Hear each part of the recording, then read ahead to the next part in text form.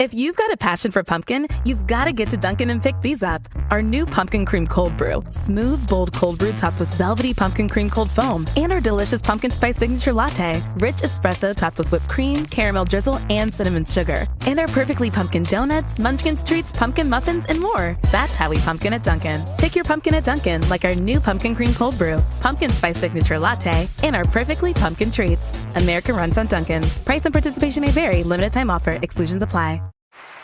Hear that? Is that America cheering or a sausage patty sizzling to perfection? It's time to cheer for Egg McMuffin and fresh cracked eggs at McDonald's. It's time to wake up to the aroma of freshly baked biscuits and treat yourself to a real honest-to-goodness morning meal. Breakfast, it's on at McDonald's. Now enjoy a large iced coffee for just $2. Add a breakfast sandwich to make a meal. Prices and participation may vary. Cannot be combined with any other offer or combo meal. The following is brought to you by the Social Suplex Podcast Network. This is John Silver, lead recruiter of the Dark Order, and you are listening to All Things Elite.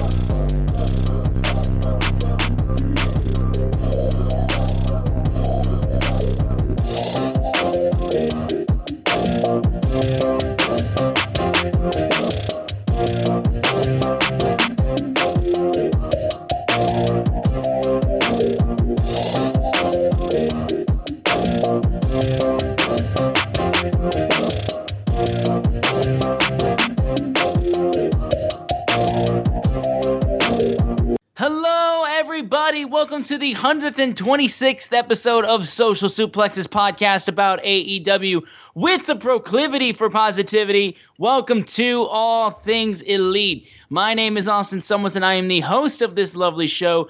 Joining with me, as always, is my good buddy and friend, and soon to be on the Jericho Cruise, Floyd Johnson Jr. My man, how you doing? I am doing well. I will tell everyone, the first time you go on the cruise and you have to plan everything yourself, and they give you all these options, and because this is COVID times, that you have all these tests and all these documents, all this stuff that you have to deal with. It is so stressful.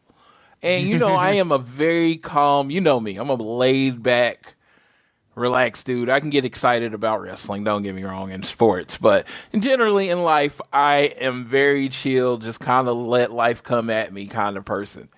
But it's so much.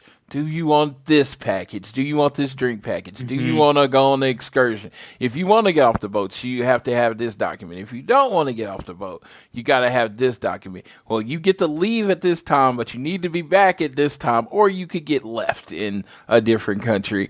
You gotta make sure you pay attention to those times where they're like, you must be boarded after this excursion at this time, or we will leave you. Exactly. And if we're gonna take you here to do the bus tour, and if you miss the shuttle, you're responsible for getting back. And it's just so much stress. Where am I going to park? Where am I going to stay in the hotel the night before? Where am I going to park the car the days when I'm not there? What kind of car am I going to get? It's just so many decisions that you have to make. Like when I go to wrestling shows, it's like air car hotel. Yeah, and you've done it so many times, you know what to expect. Yes, and it's just like, but I've never done this. The longest I've ever been on a boat is there's a boat that goes from one of the parks to the other. I can't even tell you which park in Disney. I can't even tell you which park it is. I know what you mean. That's the longest I've ever been on a boat. And I'm about to be on a fucking floating hotel. Are you concerned about being seasick, actually? I actually got there are these patches that you can put on behind your ear. and I got them prescribed by my doctor. I have them with me. They last 72 hours. I'm only going to be on the boat 4 days, so I get 4 patches. So I will be fine, I believe, because it's supposed to help with motion sickness, aka or seasickness. But yes, I would have been very afraid of that because you're on the boat. It's not like you can say pull over. You're on the boat. Most of the cruises we've been on are fine. Honestly, like the one time we were on a cruise that was actually like we felt the boat most of the time because most of the time they're so big you don't feel it. Was a Carnival cruise, and it was one of the reasons why it was like one of our least favorite ones we went on was because we felt like every single movement. We felt like every single time like we were even slightly moving, we could feel it, and it was the only time some of us actually felt seasick, which never happened.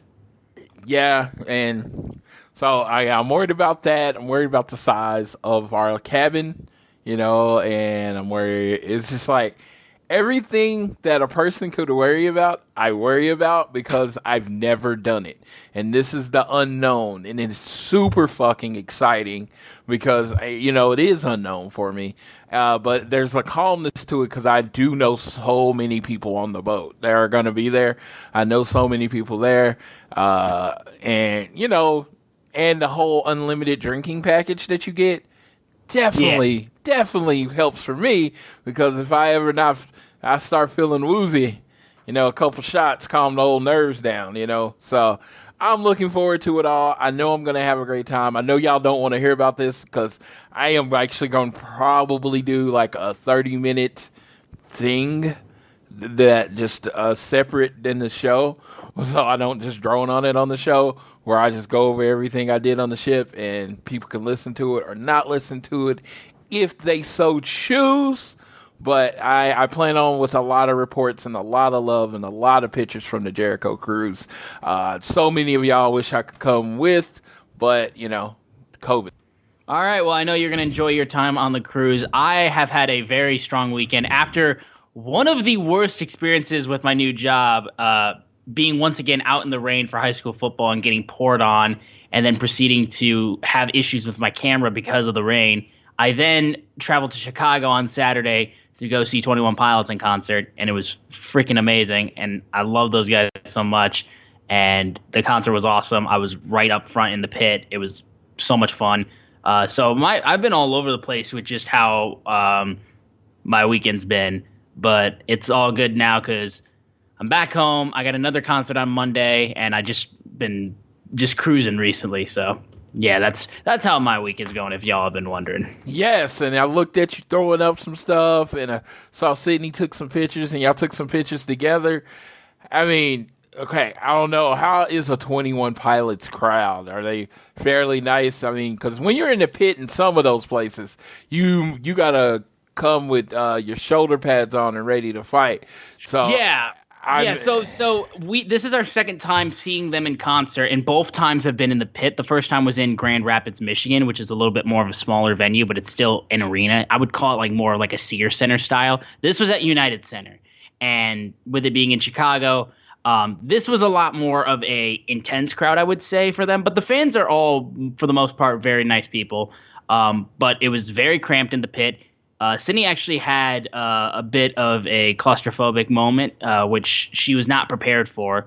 So in the middle of the show, I could see her about to pass out, and I was like, "We're getting you out of here." So she got out of the pit. I lost her by trying to get her out of the pit because I got cut off by her, but I was able to lead her at least towards where she needed to go. Some nice woman then allowed her to sit like off to the side. To catch her breath, and then they called security to go over, and then she went backstage to get an ice pack and calm down. And then eventually, after taking a little break and feeling better, she went to the way back of the pit where there was way more room for the rest of the show. And because of that, it was honestly a blessing in disguise because by the time that Tyler and Josh got into the crowd for their little moments, because Josh will get on the drums held up by the fans on a platform, and Tyler will be held up by the fans in the front row. They were flying, like swarming him like at that, and she would have gotten trampled 100%, so I'm glad she wasn't there. But also, Tyler ran back to the back of the pit to get on this giant stage at one part of the show, and she got out a high five from Tyler, the lead singer, at that part of the show, which is freaking cool because I didn't do that because I was not at that part of the pit. But well, that sounds awesome. Yeah, that's awesome. Yeah, it honestly worked out. I just told her, like, I love you for getting us pit because she knew that the first time we saw them in the pit was my favorite concert I've ever been to in my life. And she was like, yeah, we're doing that again because you loved it so much. And I'm like, I appreciate you doing that. You're not going in the pit again because you're just like, that wasn't even the worst pit I've been in. And like for Sydney, it was just I could see her having so much issues. Plus we'd been there since like 4 p.m, waiting in line for about 2.5 hours. So we were standing for a good amount of time. So she doesn't have the stamina for that. So we are very much only doing pit if either A, we're in the way back, just chilling with all the room, or B, we're just going to not get pit again. I could see that. And that's you being a good big brother there. You know what I mean? Because, I know she would continue to do it for you, even though. Yeah, no, she was so the worst. She wasn't even feeling bad that she was like she felt terrible. Like, I was like, I don't want to ruin his concert experience and stuff like that. I'm like, bro, I could give a fucking shit if that gets ruined. I've seen them before. It's not an issue. Like, I wanted to make sure she wasn't going to pass out. Yeah, and that's what's awesome. Like I said, y'all take care of each other because she's willing to put herself in a situation that she's probably going to be uncomfortable with. So you have the best time. You're willing to take yourself out of that situation so she has a good time. That's just good brothers and sisters looking out for each other. Yeah, but overall, show was awesome, and yeah, I'm gonna see J. Cole by myself actually on Monday, and I'm not gonna be in the pit because I didn't want to shell out so much money for that. But that show's going to be cool as hell, too. Is that in Chicago also? No, thankfully it's not, because I'm not traveling to Chicago from now on until like I have an extended amount of time off. This will be in Detroit, so it'll be much easier. And I love J. Cole. I'm a big, big J. Cole fan. Dude, Off Season is one of my top albums of the year right now. Yeah, and it's I'm not a big concert goer because I'm always going to wrestling, as you can see. It's kind of got to pick. You know what I mean? It really is for me. Exactly, yeah. You kind of got to pick, so I choose to go to wrestling. But, yeah, I would definitely see him in concert. And like I said, I'm not a big concert goer, so you shouldn't understand the compliment that is to any artist. Because if I go see you in concert, that means there's probably a wrestling show I can't go to because I'm seeing you in concert. He's one of those people I would. My bucket list is Eminem, though. It's one. Same, dude. It's fucking same. The bucket list is one whole person. It is Eminem. I want to see him in concert so bad. When he was big in touring and stuff like that, I was broke. I wouldn't say college age student. I was a broke college age student, so I couldn't afford to go to shit. So I would really, really love to see Eminem in concert if he just does a farewell tour. It makes me really want to go to the Super Bowl. Just to see him there. Just to see him and Dre. Yeah. It doesn't matter who the teams are. I just want to see Eminem because I've never seen him live. That would be the same for me, honestly. Yeah, I've never seen him live. I strong feeling Kansas City's not going to be there this year. Not giving up on my team, but we don't play defense. Just a thing that. And Mahomes is getting a little too cocky with his throws. To be fair, he's making some throws he shouldn't be making. I feel like he's making some throws he shouldn't be making because his receivers aren't catching the routine throws. Okay, fair enough. I think the lack of help that he's getting around him is causing him to press, and I think we need to get the reins back. I think we need to – our offense is a West Coast short pass offense, and, initially. And, when he came, we started throwing the deep ball, and I think we relied on it too much, and teams are trying to take it away again.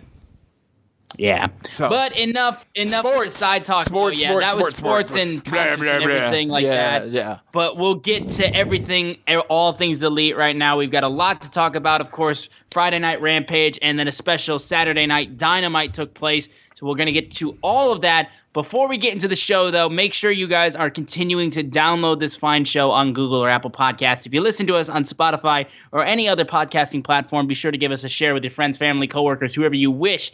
You can leave a rating and a review, and if you're so inclined, you can also leave a donation through our podcast provider, Red Circle. We'd be forever appreciative if you do that. But the easiest way to support us is on social media. On Twitter, we are at ATElitePod, at Social Suplex are the guys that make this show possible, and check out all their other shows on their network. I am at Austin Sumowicz, SZUMOWICZ, and Floyd is at Floyd Johnson Jr. on Twitter. And the big news of the week that we want to talk about with AEW was that the World Title Eliminator Tournament was announced and the bracket was showcased, where it will finish off in Full Gear for the finals, and we'll have a new number one contender to face either Kenny Omega or Hangman Adam Page for the AEW World Title. And Floyd, I believe, do you have the bracket with you, and can you go through it? Yes, give me just a second. I had it right in front of me. I've taken plenty of screenshots of it, so I'm just pulling it up on my phone real quick. All right, awesome. I am a tournament. I don't like the term mark, really, because, Mark is just fan. You know what I mean? But I am a big fan of tournaments. So when I was really announced the brackets, some people put out their own brackets of tournaments. And I have to say, some of the creative brackets got me really excited. And, they used a good background and good font. So I thought it was the actual AEW bracket. I was really pumped up. And then I found out it wasn't real, and that annoyed me. So the first one is the first round. We on the left side, I'll call it Dark Order 10 and against Jon Moxley. And then we got two people that will be on the boat, Orange Cassidy versus Powerhouse Hobbs. And on the other side of the bracket, the right side, we got the Natural Dustin Rhodes versus Bryan Danielson. And then in the big men slapping meat challenge of the first round, we got the Murder Hawk, Lance Archer, everybody dies, against Eddie Kingston. Oh my God. And they have both put it out there that it's not going to be a wrestling match. You're not going to see wrist locks and headlocks. It's going to be a fight. It is going to be a fight to move on to the next round to fight the other guy. And I love how this bracket's set out. Honestly, if you're very knowledgeable about the product, I feel the finals. This is because I was I wanted to do a bracket, but honestly, it's pretty easy to tell who the finals is going to be if you just watch the show, right? Yeah. Again, it's very much looking like it's going to be Jon Moxley versus Bryan Danielson. And predictable is not bad. I will tell anybody that. If it's right, it's right. They're going to put on some badass matches leading to that. And then their match is going to be badass. I will be there live for it at Full Gear in Minnesota. That's going to be awesome. And it continues a tradition. Last year, they did a title eliminator match at Full Gear, which was Kenny Omega and Hangman. And the winner got a title shot, and that was Kenny Omega, who then took that title shot and at Winter is Coming, defeated Jon Moxley to become the new champion. So the Eliminator Tournament, the October-November Eliminator Tournament, it's pretty much becoming the AEW version of the New Japan Cup.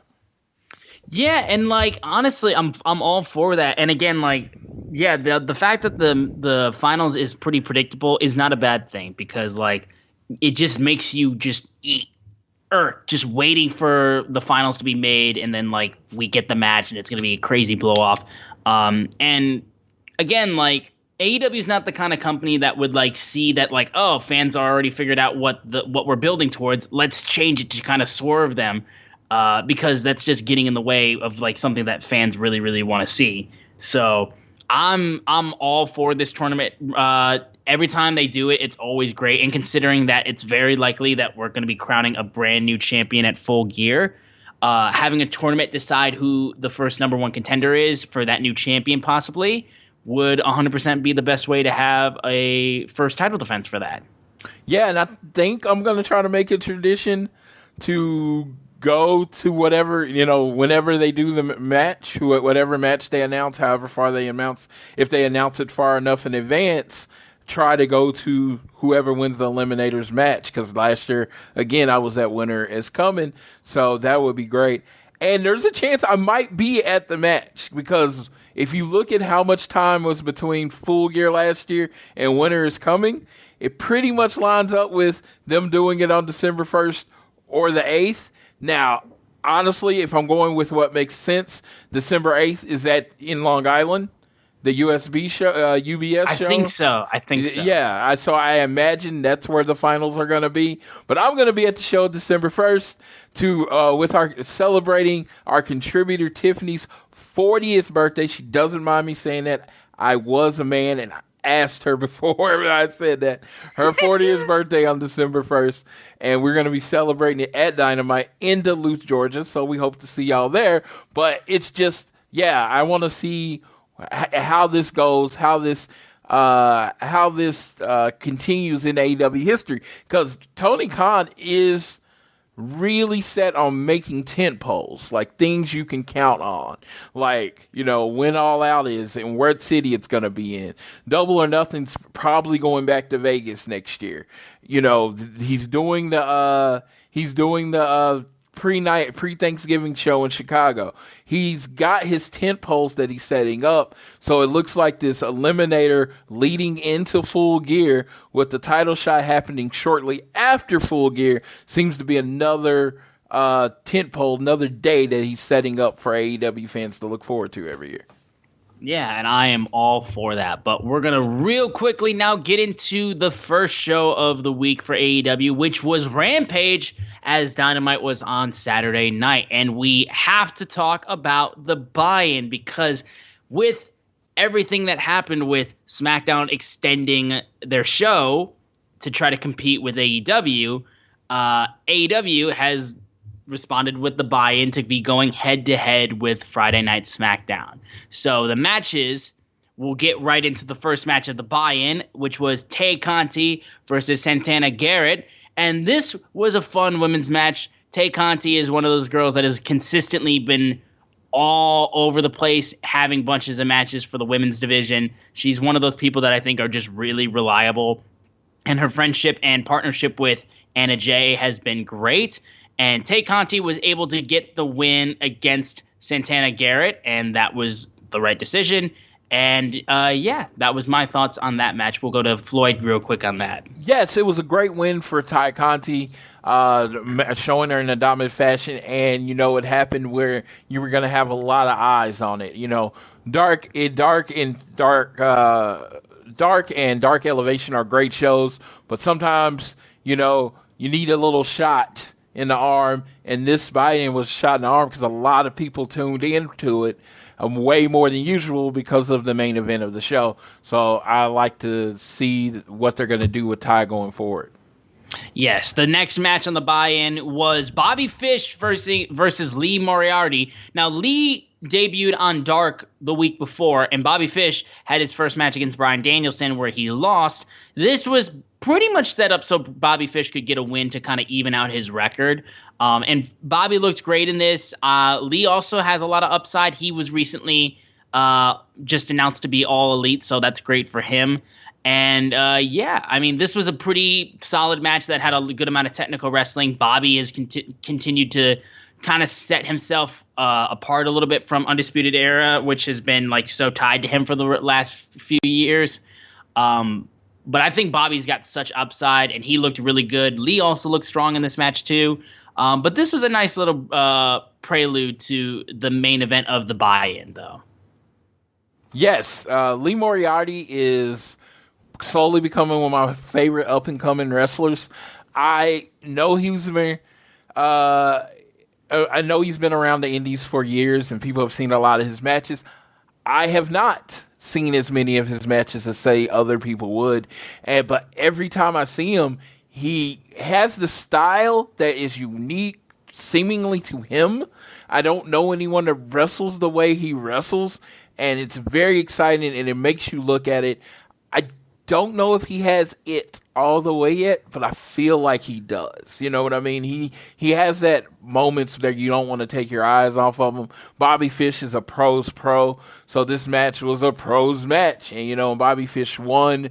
But I think they got some plans for Lee Moriarty going future. Even though he was announced kind of signed with AEW, he did the handshake with Tony Khan, a la Triple H with the NXT people. He finally, after this match, he got the Lee Moriarty is All Elite on the AEW page, so it is official. Daniel Garcia is actually on the AEW page yet. I don't think he's officially signed with the company, but he's kind of like, like a preferred talent. He's someone they use all the time. Yeah. And I think he's got a lot of upside to him as well, and hopefully we get to see more of him and how he grows in AEW. But we'll finish off the buy-in super quickly before we get to the main show of Rampage. Bryan Danielson versus Minoru Suzuki. Holy shit, this match was given away on YouTube. That's just insane to me. This right here was such a dream match. Like a match that you really thought, like, man, wouldn't it be crazy to see these two go at it?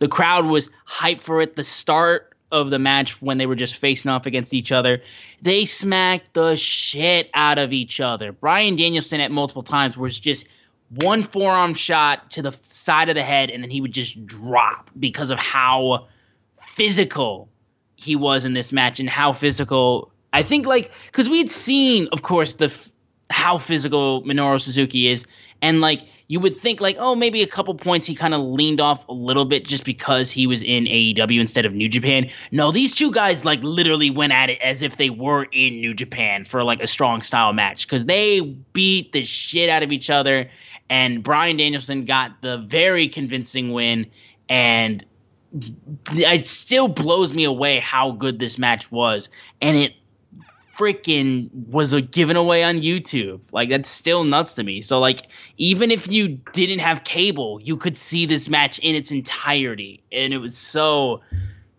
good. Like, I can't tout over how good this match was. I was blown away at how much they just smacked each other.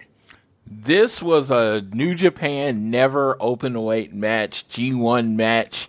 I've said it before on the show that Bryan Danielson has been open about wanting to work the G1 for New Japan and just work in Japan.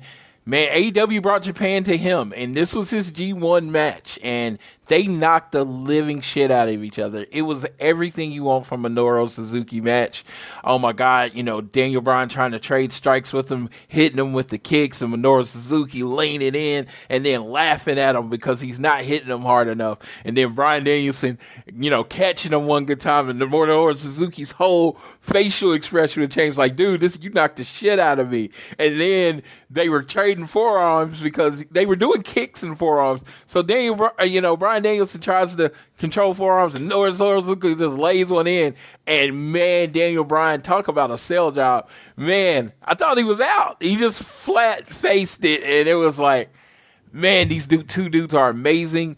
This was Bryan Danielson like you've never seen him, and you haven't seen him in a long time. Now, I want to be 100%, other than going back and watching a few matches, I never saw the American Dragon at its height before WWE.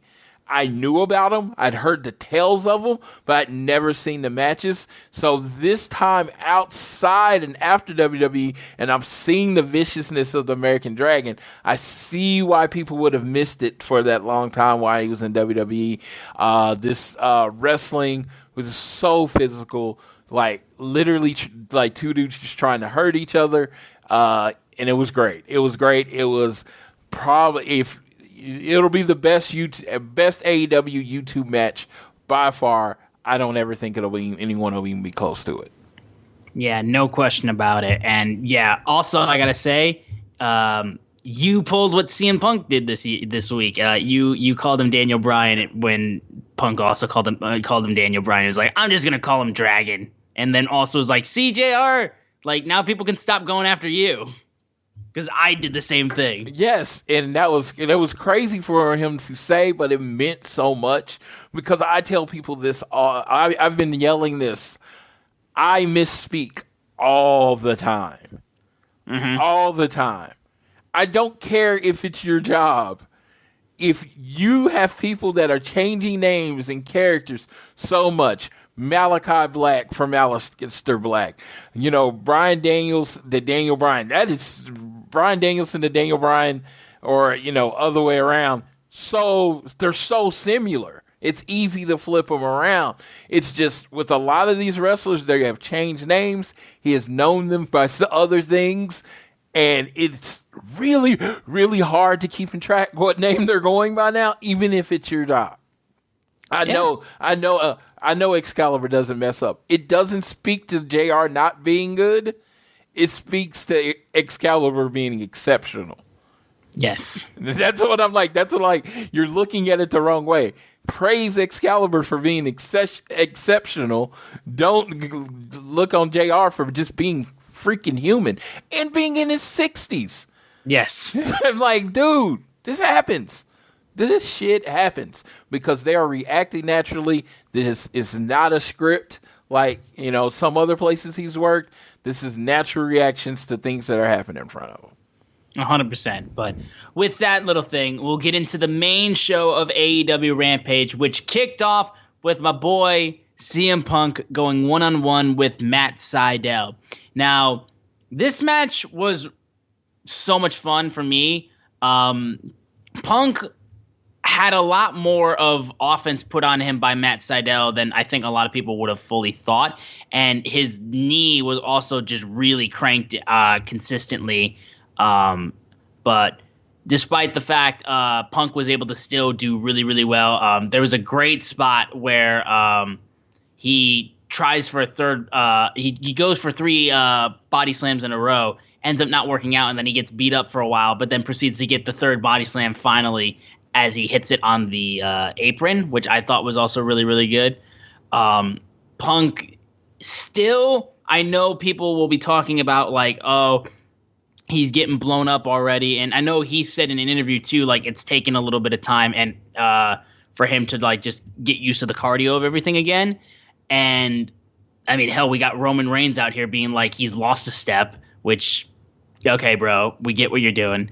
But again, I still can't even believe after 7 years how he still does look good. Like, yes, he's not the same guy he was back when he was in his prime, that's for sure. I mean, he's been gone for so long, and he's not been in the game for a while. And it's only been his 4th match too. So I will say to the people that think, oh, he's washed, he can't do this anymore already, which I know that y'all people exist, and I don't like y'all.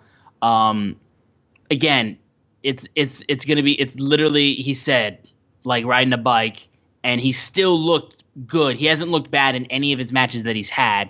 And I think as he gets into it, y'all are going to see some match of the year candidates from this guy. And I promise you, it will fucking be amazing. And I will be screaming, I told you so, from the highest mountaintops when it happens. Well, the biggest thing for me with Punk is this. You have to think about what he has come back to. He has come back to a schedule where he's working once a week. Now, if you think about where he was before, he would be back and he would be working during the week, house shows, blah, blah, blah. You're going to get in shape faster when you're working more matches. Because he's only working once a week and he's doing it on national TV, you are seeing him getting in shape as it goes. So please don't judge him how he looks right now. Judge him how he looks in February. You know what I mean?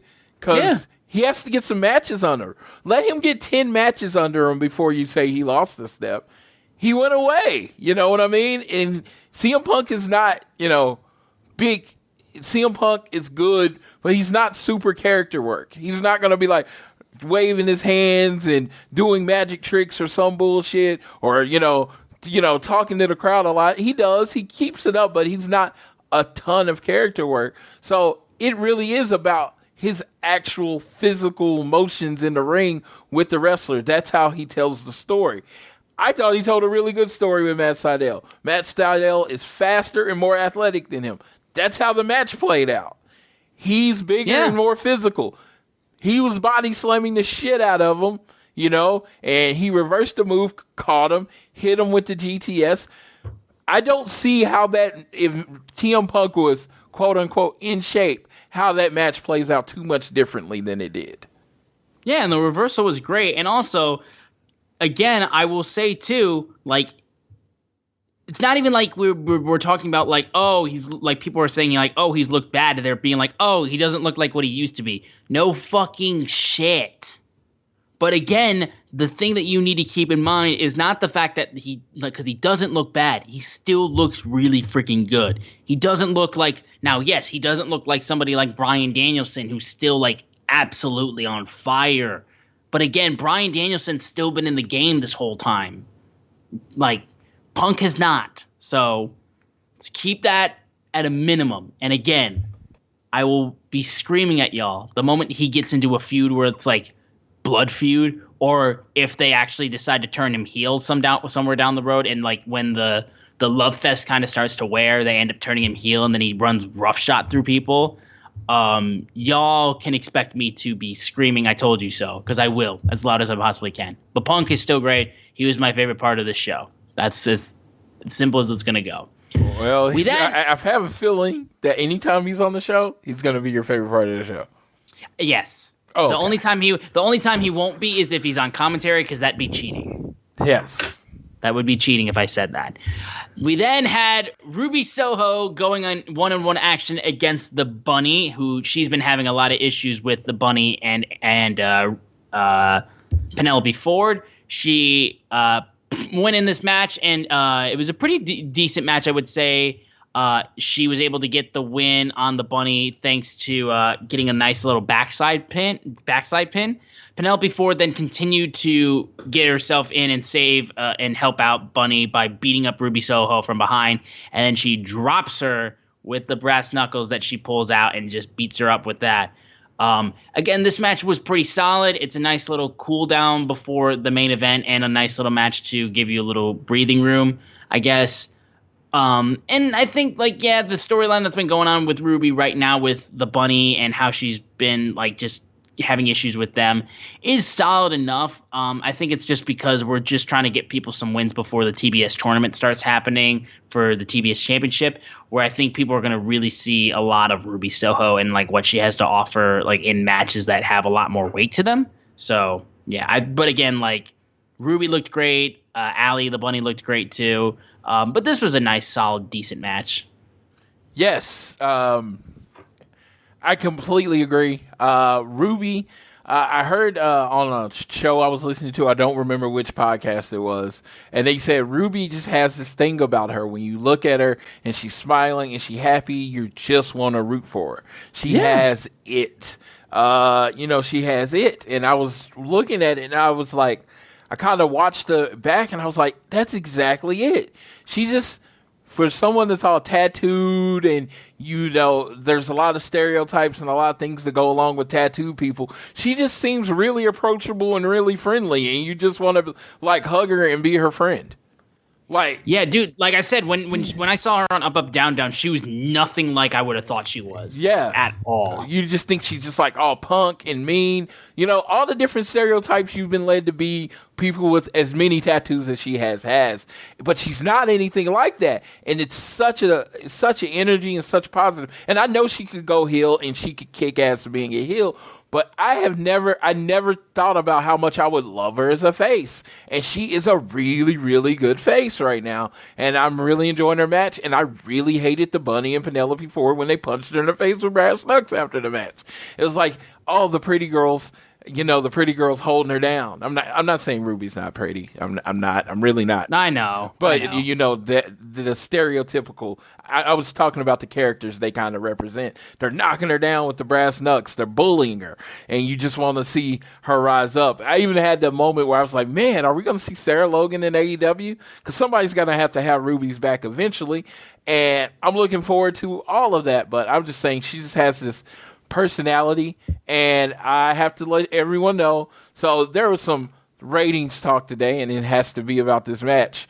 So SmackDown ran the extra 30 minutes, everyone knows, commercial free, and apparently Ruby and the Bunny went up against Roman Reigns' segment, right? Yep. And they tied them. That's so fucking cool. It's they tied the segment with him, and of course you got a bunch of Ruby Riot's the new tribal chief and the bunny draws and all that kind of stuff. But it does say a lot. WWE did this. AEW didn't hotshot anything. They ran their regular Rampage show. They had their matches planned, and they stuck to what they did, and they still hung with WWE, who literally put arguably their two biggest stars up against a women's match in AEW. Yeah. And the women's match, the fans hung. This is not saying anything negative about WWE. It really isn't. It's just talking about the passionate fan base that AEW has. It's like, would you and rather how good AEW's been recently? Yeah, would you rather have 10 million casual fans, or would you rather have 1 million passionate fans? I'm taking 1 million passionate fans every day because they're going to show up no matter what. Football being on TV, baseball being on TV, you're going to have these people showing up no matter what. And the AEW's core passionate fan base, man, you can put them up against anybody because they're going to really, really bring it. They brought it tonight. I mean, of course, SmackDown outdid them in total numbers, but when you did the breakdowns, the numbers that people care about, AEW and SmackDown were neck and neck. AEW beat them in some things. SmackDown beat them in some things. I'm going to be, 100% transparent. It wasn't a clean sweep, but it was so close. And if you look at what was in that last 30 minutes of SmackDown, which included the Roman Reigns, Brock Lesnar confrontation and contract signing, and Becky Lynch versus Sasha Banks, compared to what was on in the same period of time for AEW, you have to consider it a win. I'm not even trying to spin it, but you have to consider it a win. Yeah, because again, think about what we're saying here again. It's AEW going up against freaking SmackDown. It's going up against SmackDown Live. So it's going up against four WrestleMania. Yeah, it's on Fox. Fox Sports 1. And it's 4 WrestleMania main eventers in that 30 minutes. Exactly. You put it like that. They're the big shot, against Ruby, and who's very talented, got her fan base. The Bunny, who's very talented, has her fan base. But their fan bases are nowhere near as large as what the other 4 on a SmackDown. So it's a passion for them and the brand. You know what I mean? That's what you have to see, the combination, the interest in storylines, the fact that it's not going to be like a 1.5-minute match, that they're going to get time to work, and there's going to be a result, and there's going to be a consequence to the result. That is what matters. That's what wrestling fans look for. 100%. And we'll get to the main event now of AEW Rampage for this week. The Inner Circle, Chris Jericho, Jake Hager, and the TNT champion, the Spanish God, Sammy Guevara, faces off against Men of the Year, Ethan Page and Scorpio Sky, and his pro wrestling debut, former UFC champion, Junior Dos Santos, with American Top Team at their side, and Dan Lambert with their bodyguard as well, Jorge Masvidal at ringside. And then in the front row of the show was Austin Vandervoort, Paige Van Zant, and Dalton Rosta from American Top Team in the front row. So, and they were in Miami, which is American Top Team town, and these people fucking hated American Top Team. And we'll talk more about it too on Dynamite because they made an appearance there as well. But in this match, though, first off, got to talk about how over Sammy Guevara is as the TNT champion. It's so great to see. Jericho did some great stuff in this match as well.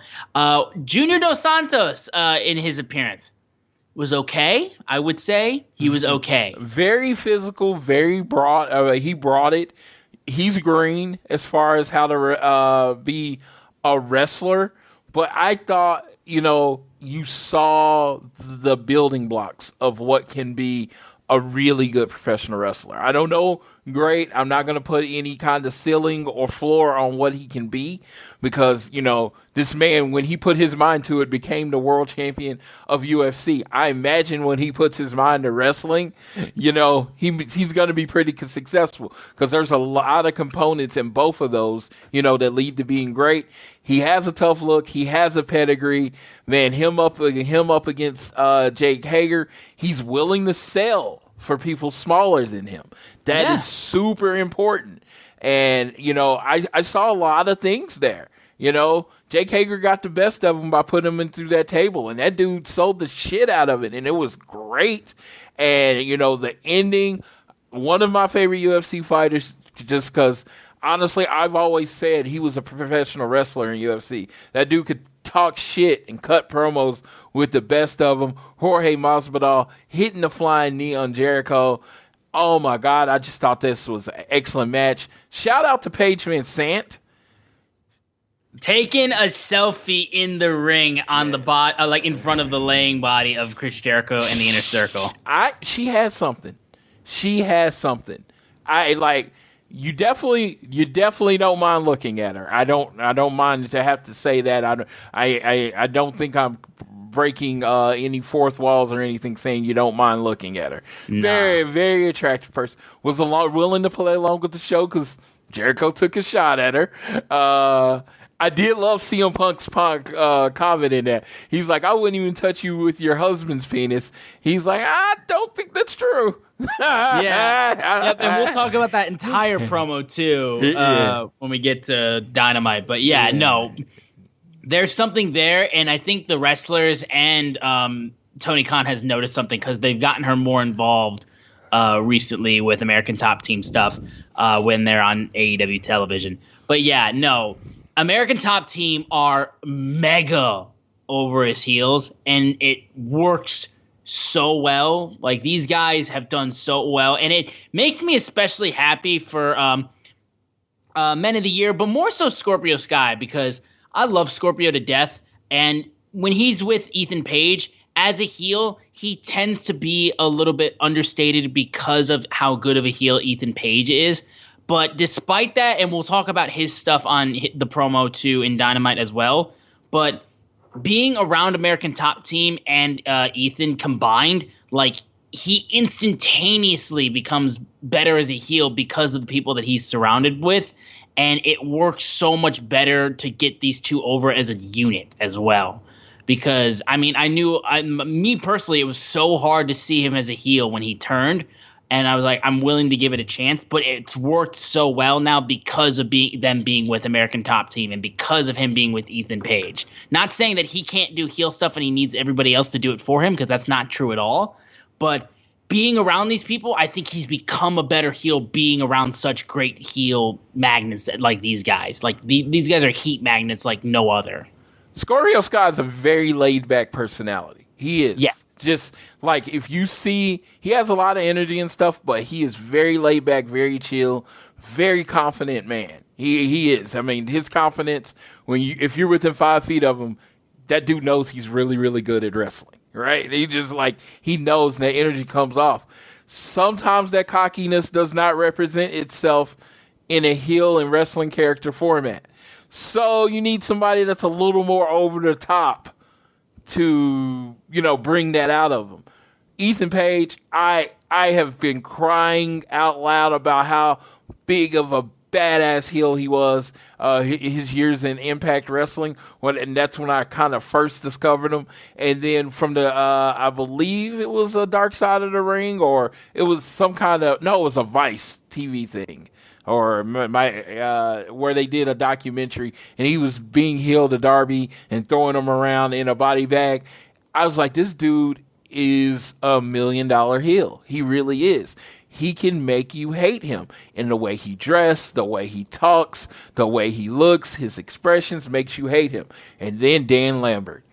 Dude, I think he gets this business better than a lot of people that have been doing it their whole life. Absolutely. And it's just, he's a heat magnet. He doesn't want to be liked. He's not trying to be cool.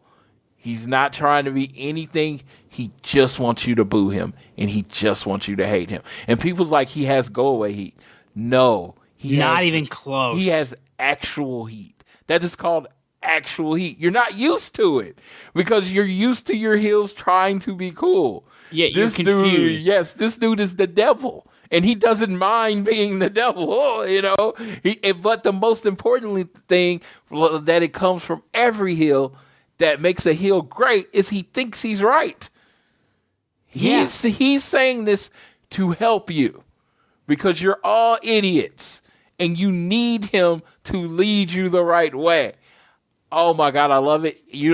My friends know I love being a heel. I love the heels. I love playing it up. I sometimes troll and heel on my friends and they hate me for it, But God, I just love the art of being a heel, and he has that art down. So Dan Lambert has quickly become one of my favorite wrestling personalities.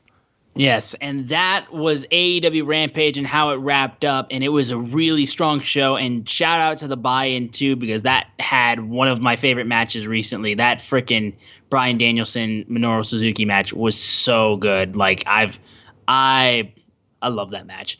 We'll quickly move over to AEW Dynamite on Saturday, and of course, again, my boy CM Punk was on commentary, and he killed it. He did some great stuff. He helped. I think he really helped back up JR from all the people that were giving him shit for the recent amount of time, so I'm glad he did that. Also, we must talk about so I'm just going to point the elephant of the room. Two things, first off. One was Kiera Hogan, any relation? And then the second one, actually, we'll get to later, but I love just how they were like, I don't think a lot of them knew how to take that and like where they were going to go with it, but I loved how he just brought that up and everyone was just like, And then he said to Ben Hogan, "No, is the Excalibur is so quick. He's just so fucking quick. He's so quick that just came like to Ben Hogan, Hogan's Heroes, and then JR was like, oh, keep going. It was hilarious because it was very uncomfortable. That's what made it hilarious. Is that it was kind of a very uncomfortable moment. Yes, and Punk is willing to do that kind of stuff to really just push at people a bit, and I think it's freaking awesome. So yeah, that was brilliant, and that's the thing with Punk, Jericho. No problem with Jericho at all. I want to state that, but he kind of yells when he he takes it. CM Punk is a very quiet confidence. And you have to pay attention because he's going to throw in a reference that you don't get or you do get really quick. The Serena Deeb thing. Yes. Oh my God, that was my favorite one. That was great hair. Great head of hair on her. Yes. And it's just, he sneaks him in there. I didn't catch that. I actually had to rewind because I saw everybody tweeting about it. I didn't catch it because I wasn't paying all the way attention. If I was going to cheat and say my favorite part of the show, that would have been it there. Yes. So it's just brilliant. And you have to pay attention to Punk because he does use his time to really get the other people over, but he gives the insider shit for the people that likes insider shit. And I'm not going to say he's better than Jericho. I prefer his style to Jericho's. I would agree with that as well. I would prefer the way that he does commentary to the way Jericho does. Not saying that Jericho's a bad commentator, but just saying that I prefer the way that Punk does it than how Jericho does it. But we opened up AEW Dynamite on Saturday with Dante Martin versus Malachi Black. And this was a very strong match. Although I have to ask, though, because I didn't necessarily know where it was going because of how the finish went. When Malachi Black had issues with his either his ribs or his stomach, and he was selling it for a little bit of time, and then Dante Martin then got a little bit of offense, but that quickly finished off with the back heel kick, which finished off the match. Was that supposed to happen, or did he accidentally swallow the mist or something? Because I couldn't tell what was supposed to happen. Yeah, sorry, I had to open the door, but yeah. He had issues with his ribs. You were asking what was supposed to happen there? Yeah, because I was like, did he either A, sell a rib injury but then just still won the match regardless, or B, did he have an actual something hurt him, or C, did he accidentally have mist in his mouth and then swallowed it? I think he had a rib injury. Okay. I don't know if he was selling it or if it was. I don't know if it was real, but he gave Dante Martin so much in this match and made him look so good.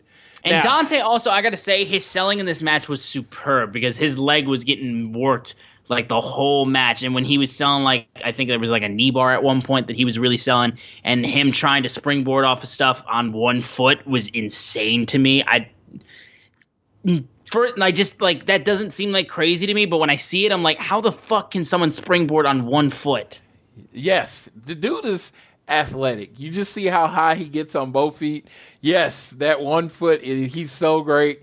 And how the finish happened with him like hurting himself and then getting kicked in the face, I just thought it was brilliant. And then Malachi Black, he's in the zone. He was always this good. Now, always, yeah. You're just seeing it. This dude was always this good. I saw him in one match in progress like years ago before he signed with WWE, and I was like, oh God, this dude's one of my favorite wrestlers. One match. That's how impactful of a person and a persona he is. And in this match, it was just like, hey, you're winning, but make him look good. And oh my God, he made him look good. Dante Martin looked like a star in the making. He looks like somebody that you could build a company around in 5 years. You know, he looks like that next generation of star. And it came from Malachi, and then he's going off after he beats him, and then he gives him the nod. Like, I respect you for trying. I respect your talent. Oh my God, I thought that was everything. It was so subtle, but it was everything. Yeah, and I mean, I saw Malachi Black win the NXT Championship against Andrade at NXT TakeOver New Orleans. So, and that match was very much overshadowed by the unsanctioned match between Gargano and Ciampa, and I totally understand why it was, because that match was insane. But still saw him win the NXT Championship, so I can confirm, yes, he's always been this good. But since he moved up to the main roster, he had little to no time, and he was just barely ever on TV if he wasn't either A, in a tag team, or B, just doing nothing. So I'm glad Malachi Black is getting so much love. This match was a great opener. We then had a backstage interview with Tony Schiavone interviewing Jurassic Express, where young Jungle Boy was going after the Young Bucks and the Super Click, saying how the stuff they've been doing. And then the Super Elite themselves, Young Bucks, come out and they super kick Jungle Boy while Luchasaurus is being distracted by Adam Cole, baby. And then what happens is then Young Bucks come out, Kenny Omega comes out, Adam Cole, they all start ambushing Jurassic Express with this beatdown. And that was that. So that quickly moved into the promo we have been talking about. The Inner Circle fully united once again, getting interrupted by American Top Team. And, again, like we said, massive fucking heat. And this is where we got Paige Van Zant getting involved in this whole situation. And Jericho asks if Paige Van Zant was obsessed with him and, like, are you going to try to slide into my DMs? But he's like, listen, I appreciate that, but like he said, I wouldn't even touch you with your fiance's dick. Like, Jesus fucking Christ. And there was just so much heat and it felt like Jericho was back in the Attitude Era, cutting promos like this, like just against these group of people, with how crazy of reaction he would get from the stuff he said and how much heat the heels actually had. Like, it felt so good. Any of those things he said to Paige Van Zant would get most normal people canceled. Well, like I said, it reminded me a little bit of when he would cut promos on Stephanie back then. But Jericho is so good, and the fans understand that this is a show. Does he mean? Sling TV, built to save you money and bring you the channels you love, including ESPN, AMC, HGTV, and more. Watch your favorite comedies, dramas, suspense thrillers, news, sports, and more for just $35 a month. And your first month is only $10. Sign up now and start streaming right away on your TV, phone, and tablet. Take control of your TV solution with Sling. It makes TV flat out better. Go to sling.com to sign up now and get your first month for just $10. Some coffee's fast, but not fresh. Some coffee's fresh, but only after a long wait. Speedway coffee is made fresh at the push of a button, hot or iced, so you can have fresh coffee your way, right away. Get 2 times the points when you buy any size hot or iced coffee drink with Speedy Rewards. This No, it's a show. It's a show. And again, think about it in the context of what happened in the show. Paige Van Zandt literally came in while he was getting the shit kicked out of him, taking selfies in the ring. Yes, that's what. There's context to this, folks. She was not acting like a good person, and Jericho responded in kind. And and the full inner circle was together. Santana and Ortiz in their what's it called? Dead presidents, makeup and everything. Yeah. It's just like we need that on figures. I want to throw that out there. Padawar or Ringside or any of you if you're listening, we need that on figures. Watch them make them chase figures. Watch them make them chase figures. They need to be chase figures. They need to be chase figures. I would figure it out because I got my Chase Lance Archer today. Woo! There you go. Yeah. I was so close to buying a Frankie Kazarian figure I saw in Meyer, but I held off because I needed to save some money. Yes, you hadn't. So you haven't bought the Frankie K? I have not gotten Frankie yet. No, yes. I have none of the figures. Sydney is the one who has the figures. Yeah, I have an extra Hangman. I'm probably going to send to somebody. I don't know who that's going to go to. But I realized I bought it again, and I realized I had it. Frankie, dude. There's like 6 Frankies at my Walmart, so I'm buying you a Frankie. You can't say okay, about. Solid. I love no, they have so many Frankies at our Walmart. They got Frankie and Scorpio. They had like 12 figures, huh? No, or does CD not have a figure yet? CD does not have a figure yet. Okay, fix that. Yes, because they got them the 2 because they were the tag team champions. So. Yes. So it's kind of cool that they have it in there. So yeah, I'm gonna definitely pick you up a Frankie from the store. But the Dead President's makeup is the like promo my favorite too. thing. Yeah, and then Sammy is just really over and really energetic. Oh my God! And Jake is such a huge presence. People don't understand how much toughness that adds to the inner circle. Having that 6'5" just behemoth standing behind you, just making like very angry faces, and then of course, hats off to the America Top Team. They're just good at what they do. And Dan Lambert is like, you know what? You want to fight us? I'm going to make stipulations for your title because you want to fight us so bad. Oh, yeah. Oh my God. It's heel 101. None of this stuff is outside the box, but he does it so good. And again, they were like, oh, Jericho was like 5-on-5 Inner Circle versus American Top Team. Let's do it. And he's like, no, listen, our focus right now is like only one of y'all have gold. So Sammy, are you gonna step up and agree to what we're putting down? And Sammy is like, I'll kick the shit out of anyone. And it doesn't matter how many of you guys go after me. He just stood up immediately. And then Scorpio again had a really good moment of heel work. He's like, maybe your brain's foggy because of another knee from Jorge Masvidal, but I have pinned the GOAT not once but twice. So, blah. He hit you with facts right there for stuff like that. But this segment was so freaking good. And that's the worst thing a heel can do to you, and then make you hate them the most when they tell the truth and you can't argue back. Yes, that's good. That's great stuff. Yeah, this segment was absolutely incredible. We're going to move real quickly, though, into the AAA tag team title match between the champions, the Lucha Bros, and Andrade's team of his choosing. Andrade Alito brought out a masked team called Las Super Ranas.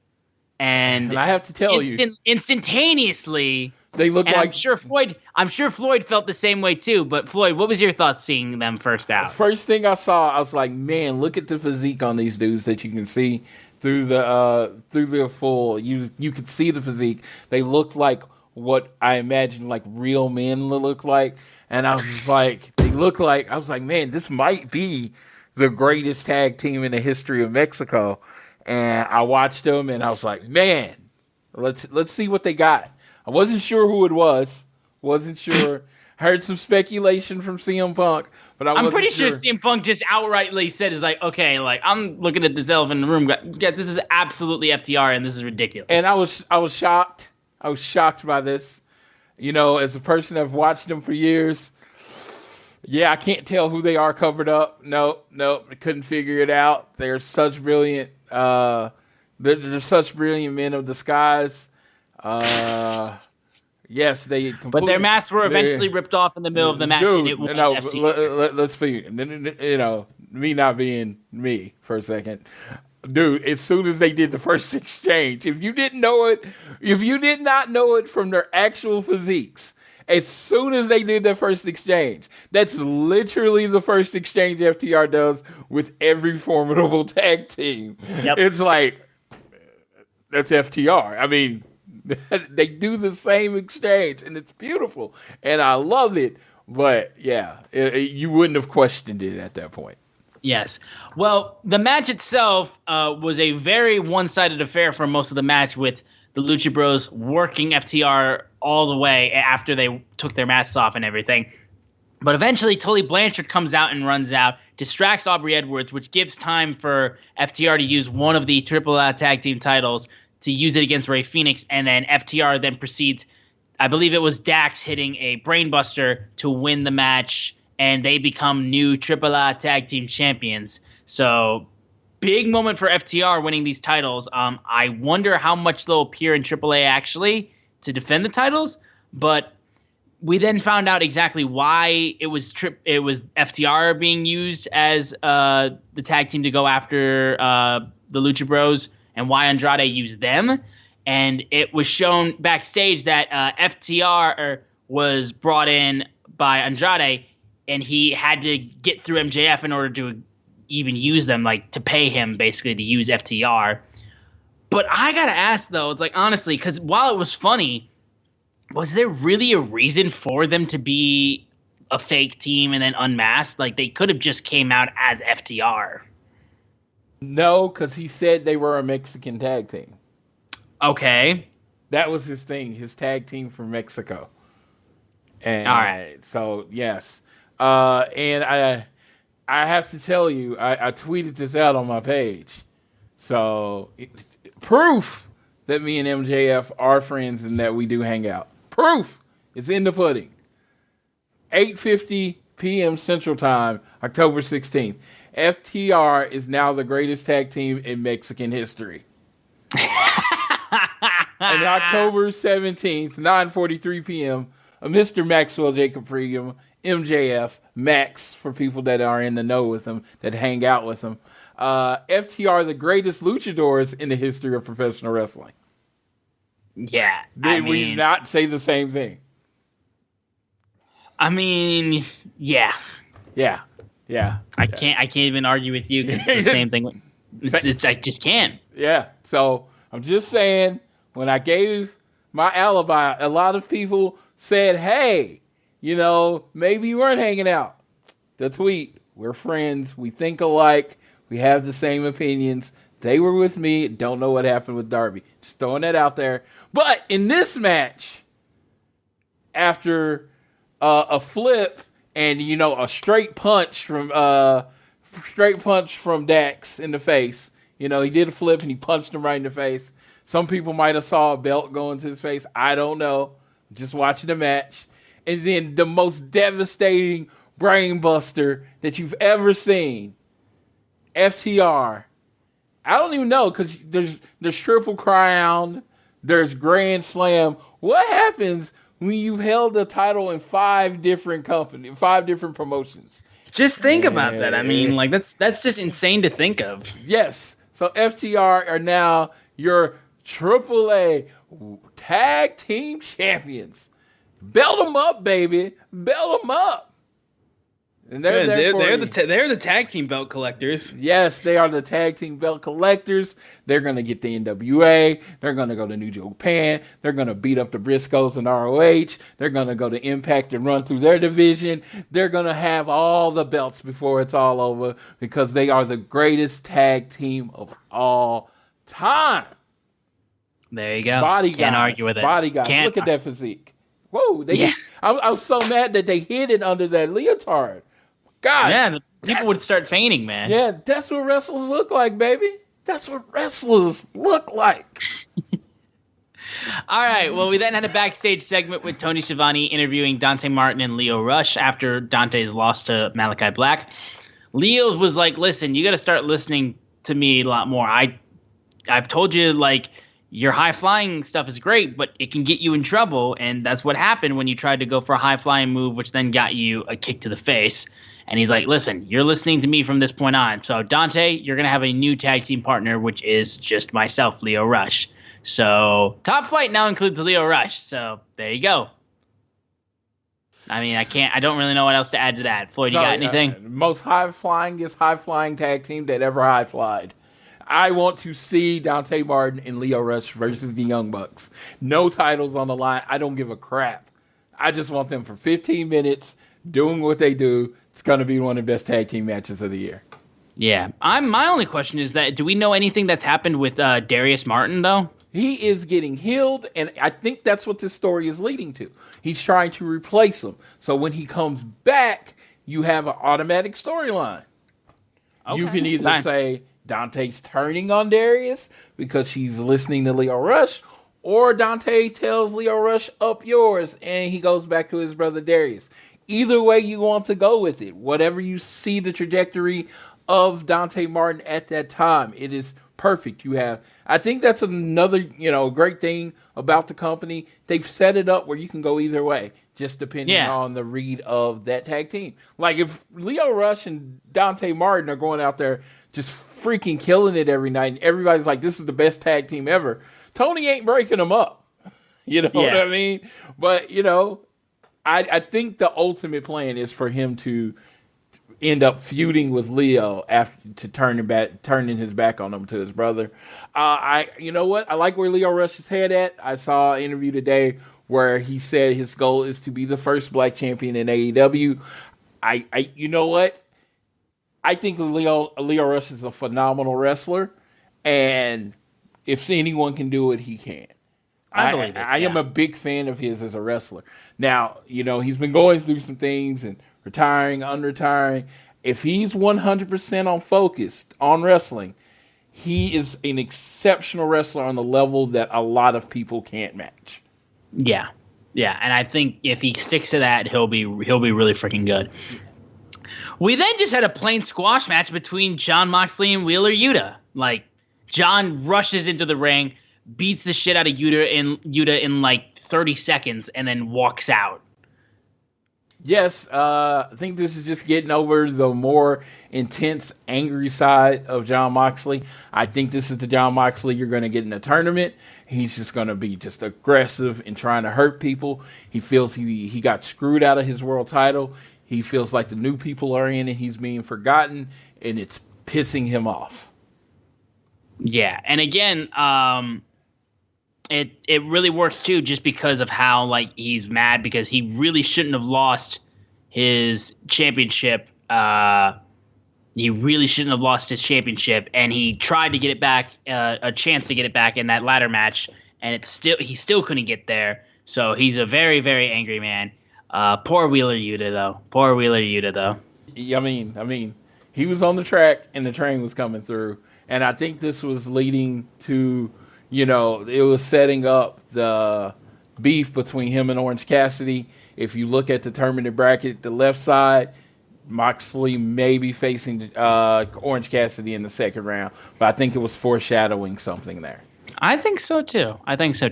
We then had Serena Deeb backstage explaining what her actions were with her attitude change after she beat Hikaru Shida to stop her from getting her 50th win in AEW. And she said, this division has gotten comfortable, they've gotten too friendly, and I had to pretty much drag this division to my level. And immediately Hikaru Shida comes out, starts brawling with Serena Deeb backstage, and then we cut away. So Shida and Deeb are not done with each other, and I'm all for it.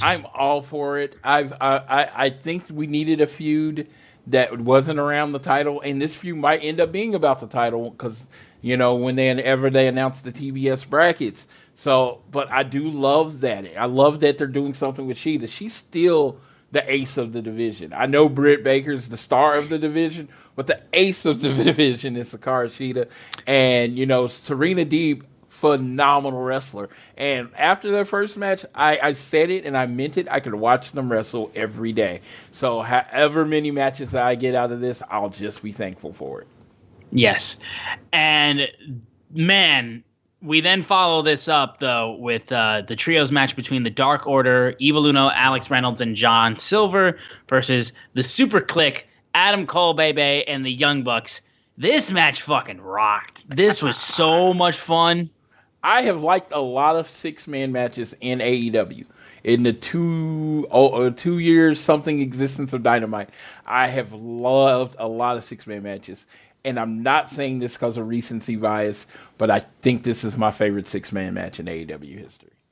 I'd say it'd be hard for me to pull like previous ones from my mind, but like this had stuff that I know like is gonna stick with me, just like stuff I can remember. Because like the other trios matches were awesome, but because of Spot Fest, like 6-man matches, a lot of times like you kind of forget like specific moments in the matches because of how much stuff is thrown in there.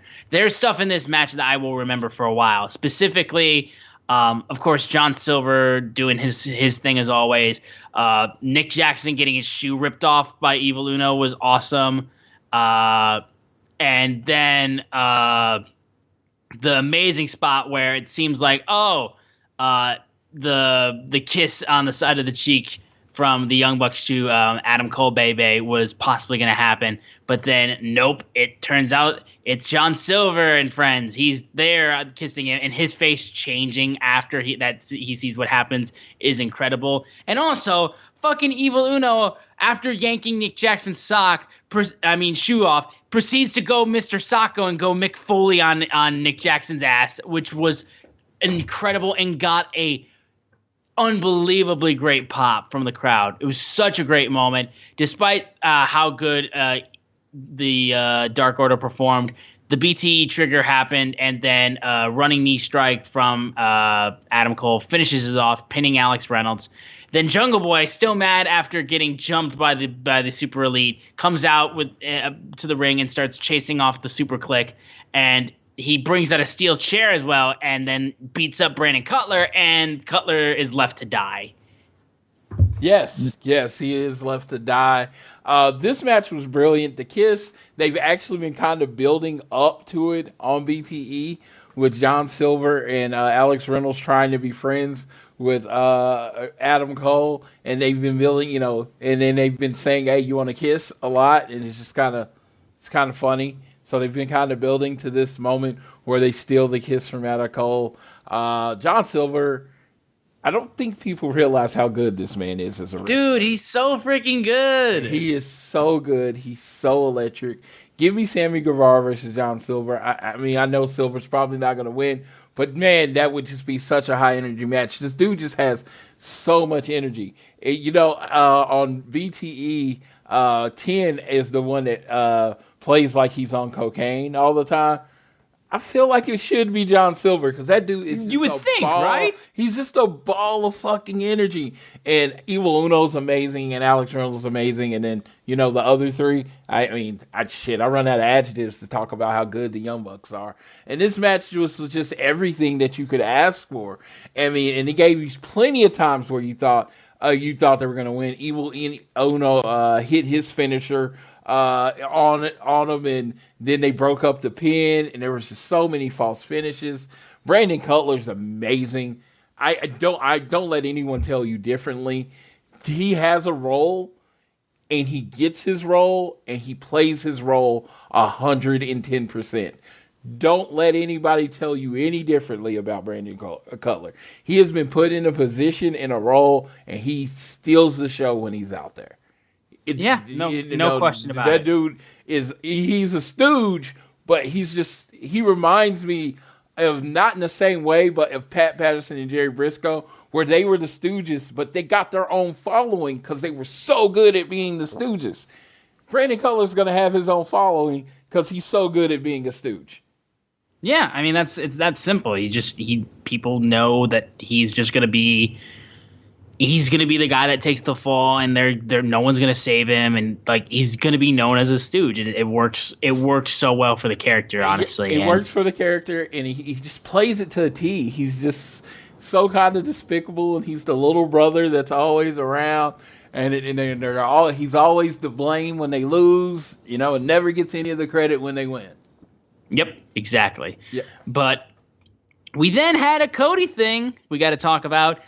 Cody shows up with Arn Anderson to the Rhodes Wrestling Academy, and he's there with his brother. And Lee Johnson, Brock Anderson, and Red Velvet, and all these guys are there, and they're just focusing in on like how Cody, Mr. Hollywood, he's lost his focus. He's not focused on wrestling. They put him through a bunch of training, and they put him through some ring work, and he's getting his ass kicked.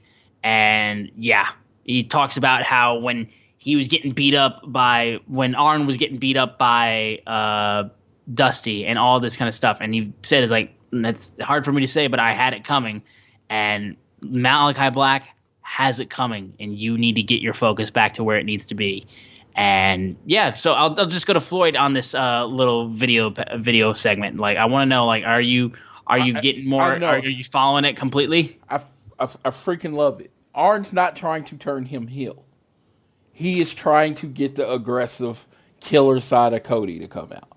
He wants murder Cody. They talk about murder Kota Ibushi when he snaps and he gets this glazed look on his face and he doesn't feel pain and he just kills you. We need murder Cody.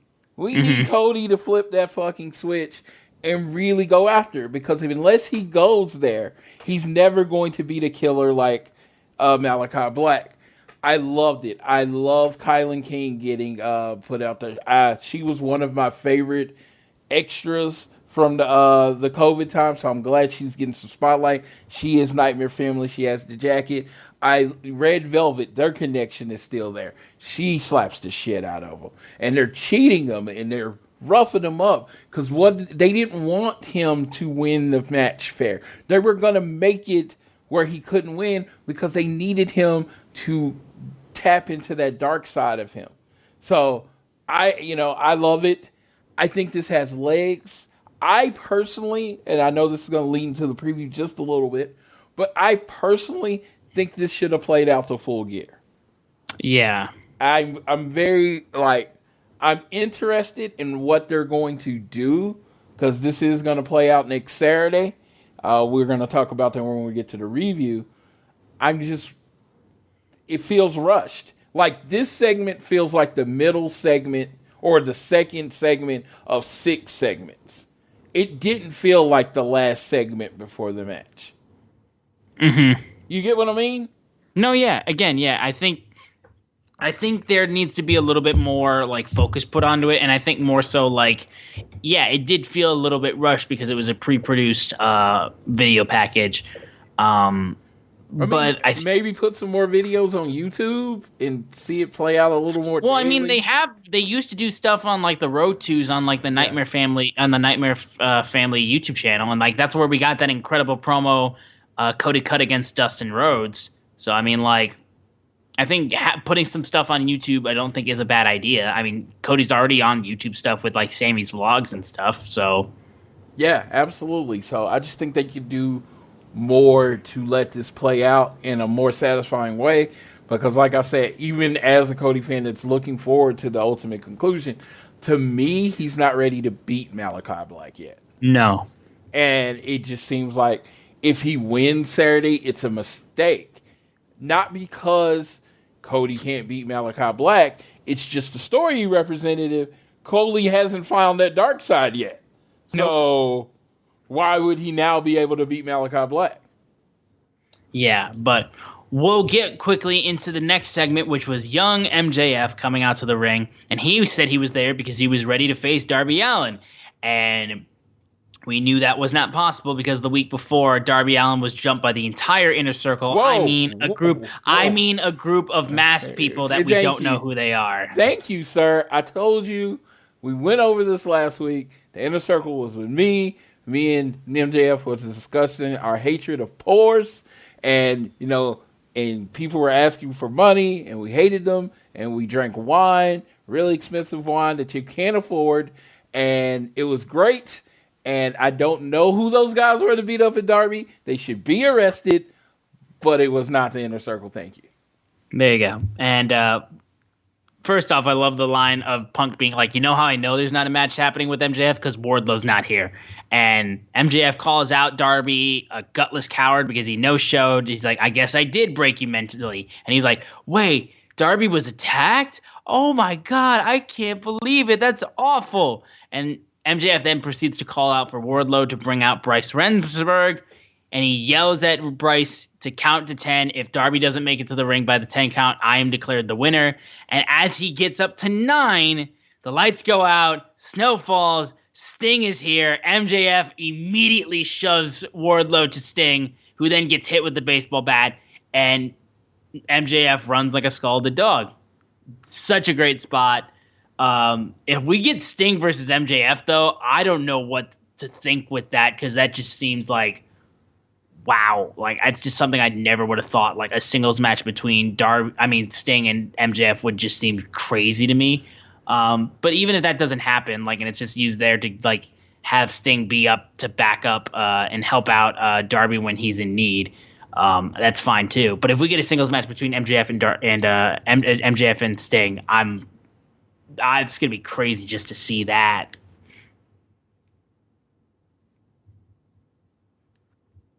But yeah, Floyd, go ahead with your thoughts on this segment. Yes, I like to point out that MJF didn't run.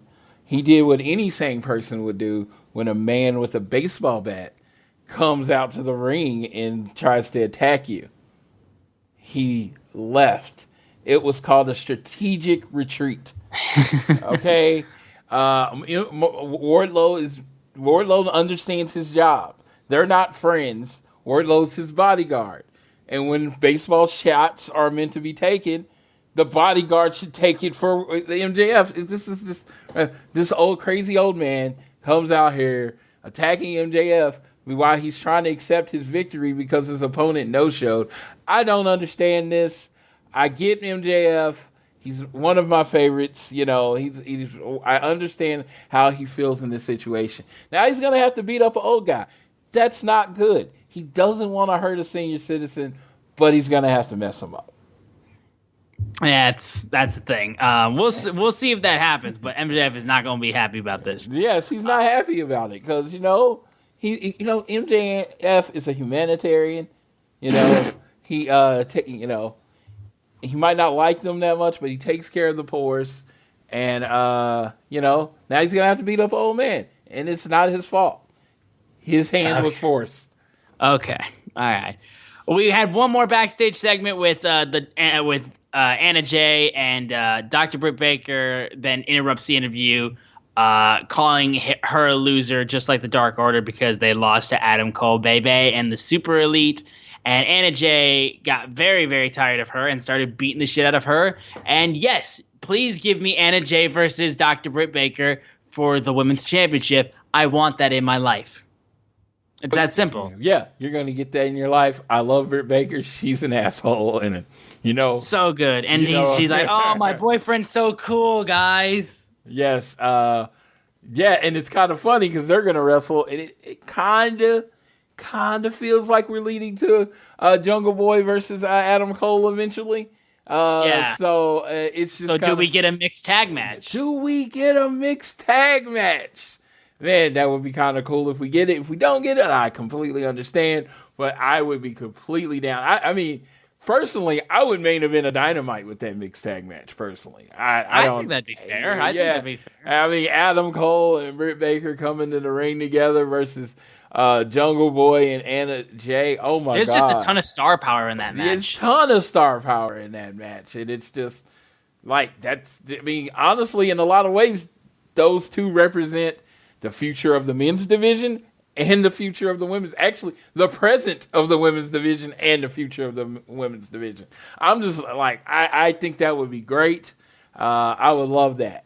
And the duels Panama Sunrises at some point in the match. Oh yeah, that'd be awesome. I'd be down. Yes, and then we had Kiera Hogan going one-on-one with the super bad girl Penelope Ford. This match was solid, I think. Again, it was more so just a match that was put together that kind of led towards after the Muda Lock was put on Penelope Ford put the Muda Lock on Kiera Hogan, who taps out, and then Ruby Soho slides in to get some revenge on Penelope Ford after getting hit with brass knuckles the night before. And the Bunny then comes out to help her off the ground, but Ruby then challenged them both to get in the ring. They don't. So that was kind of there for that. Kiera Hogan, I do think, has looked good in the matches that she's been in, though she hasn't really had a story necessarily to keep her like doing stuff in AEW. I think she does well, and I think she can do well. But yeah, this was really there so Ruby Soho could come down at the end of the match and jump Penelope Ford, though. Absolutely, and yeah, I love the heat there. And like I said, with it being more than one, it just seems like it's setting up Ruby to have some kind of partner. I don't know if it's going to be Sarah Logan, Sarah Rowe, whatever she's going to go by, but I just looking forward to whoever it is, because it just seems like it's clearly 2 against 1. And it's just, she's going to have someone having her back. And that's just kind of the story of AEW. You eventually got to have somebody watching your back. Even Loner Moxley, has somebody watching his back. Yes. And before we got into the main event, we had an in-ring interview with Hangman Adam Page. And I mean, we'll call this the Cowboy Shit promo, because this was his Austin 316. This was declaration of what is to come. Yeah, I would say this is up there with like this was his version of Austin 316. This was his version of Hard Times. Like this was his match. This was his moment to really solidify himself. Despite the fact that like people have been in love with him for the last like year. He talks about how when his friends and them left Ring of Honor and New Japan and they made AEW, he believed they could change the world. But I think it changed us, because I said I'd be the first AEW World Champion, and I lost to Pac, and then it started to feel like I lost a lot more. I lost my confidence, I lost my friends, and it felt like I lost myself. And the one thing he didn't lose, though, was these people who were chanting Cowboy Shit every single week. And that was real to him, and now he's seen that Cowboy Shit is him making new friends and putting his neck out on the line for those friends, and those friends also doing the exact same for him every single time. And talks about how like you fall off and you felt like he had fallen off, you get back up, you keep riding. And to me, that's what Cowboy Shit is. And also what that is being willing to walk away from him being on the hottest streak of his career to go see the birth of his brand new baby boy, and then coming back. Like, that alone was huge. And he says, like, look, I'm not a fortune teller. I won't predict how Full Gear will end, but I think you all still believe in me, and I think for the first time in my life I do too. And I will give you my heart, soul, my blood, sweat, and 100% sure probably my tears, but you're also going to get Cowboy Shit from me. It's perfect. One of the great promos in AEW, and Hangman fucking killed it. And dude, it's like he sold the match right there. There and then. He sold the match. He sold what you've been waiting on. He showed the delays. He told you pretty much the reason everything happened. I never seen anyone in such an effective way lay out the last storyline for the last year and a half or whatever. He sacrificed everything to come make this new company, to be the face of this company. And he failed so many times. And now he lost his confidence, and he gained his confidence back. And thanks to the fans, he's finally going to reach his destiny. Come on. That's the babyface of all babyface promos. Like, seriously. Yeah, it's like, come on. If you came out of that and you didn't like Hangman, you didn't want to like Hangman. This was the most likable, lovable promo cut in, like, forever. I mean, like, I felt like going, yes, because I felt like this was Daniel Bryan in the middle of the Yes movement. I just felt like this was such a, like, I'm badass, but guess what? I have problems too. And I just wanted to hug him afterwards. I wanted to yell. Great. I wanted to yell and cheer, and then I wanted to hug him as he got out the ring because it was perfect. I don't know how long ago how long he's been working on this promo, but motherfucker, it was well executed. Yeah. Now, we finish things off with AEW Dynamite's main event, the American Dragon, Bryan Danielson versus Bobby Fish. Now, I may have been spoiled with the Minoru Suzuki match, so despite that, though, this match was also still really great. Another great way to finish off AEW Dynamite. Bryan's just been killing it in his matches that he's been having in AEW. Bobby Fish having this match, was also huge. Like, he's faced Sammy Guevara and Bryan Danielson in just like his first three matches. Those have been two of his matches, and that's crazy to me. But Bryan Danielson was able to get the win with a heel hook, which was also cool. And he then also proceeded to hit just do really well in that match. Bobby Fish also had a lot of great transitions in this match. There was a great freaking sliding lariat that he hit.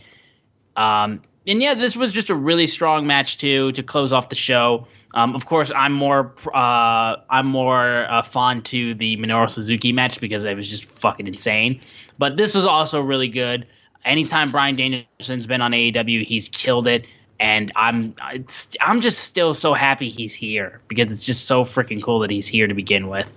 Absolutely.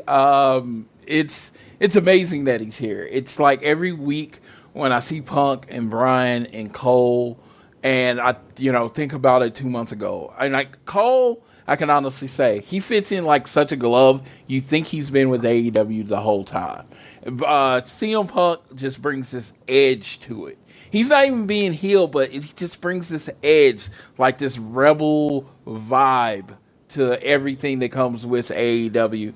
And then Bryan Danielson, he's just a fucking amazing professional wrestler.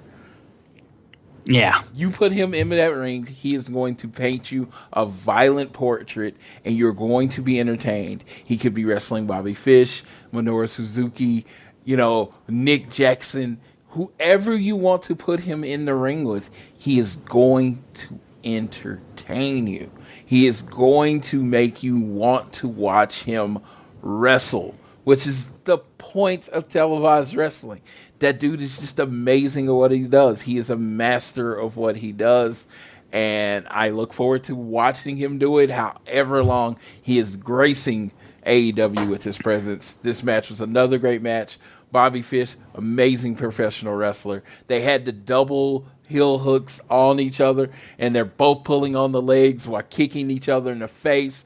I mean, dude, if I could take a picture and say, this is professional wrestling, that moment. I wish there was a gif of them just kicking each other in the face, because this is professional wrestling. Both of them in a leg lock, kicking each other in the face, trying to get one of them to let the grip go. Amazing professional wrestling.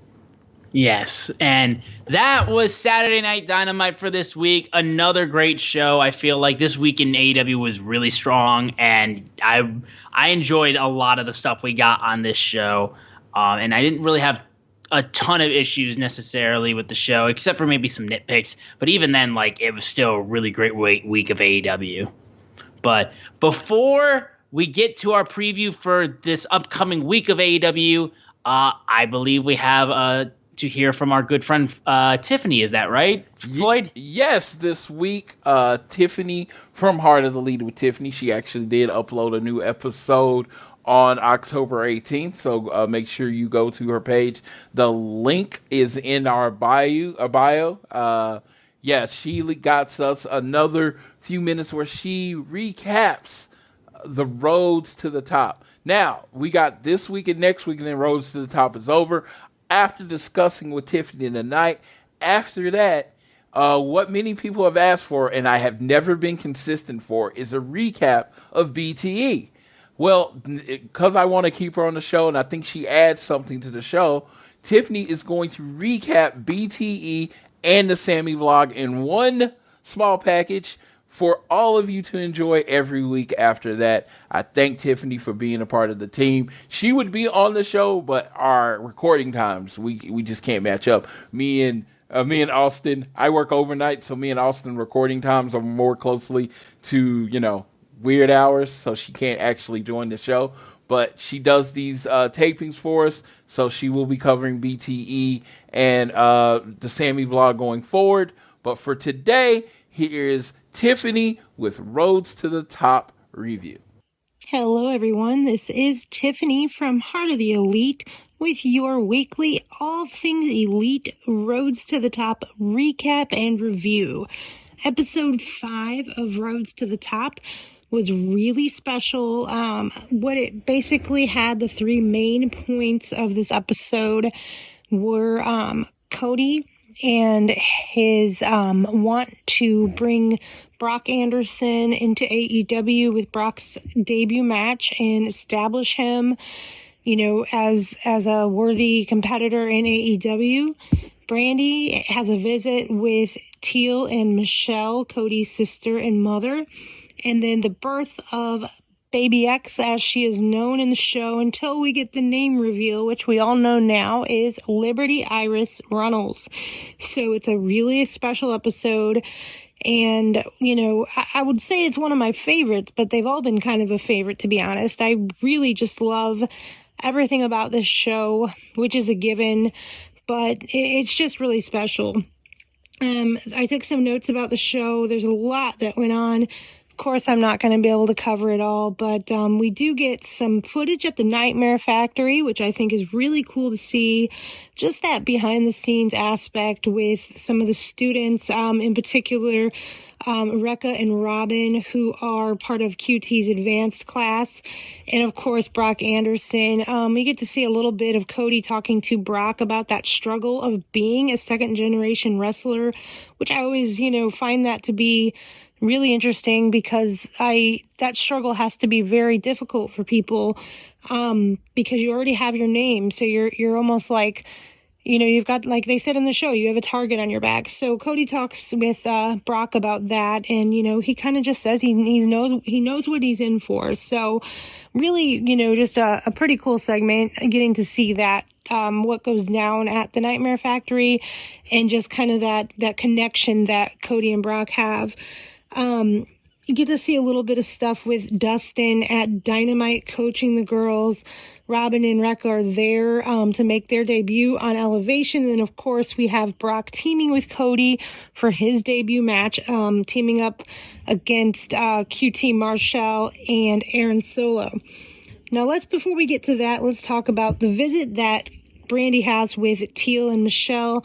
This is Brandy's first time home in 3 years. So she's home watching Dynamite, and Teal and Michelle come over to watch with her, which is really cool.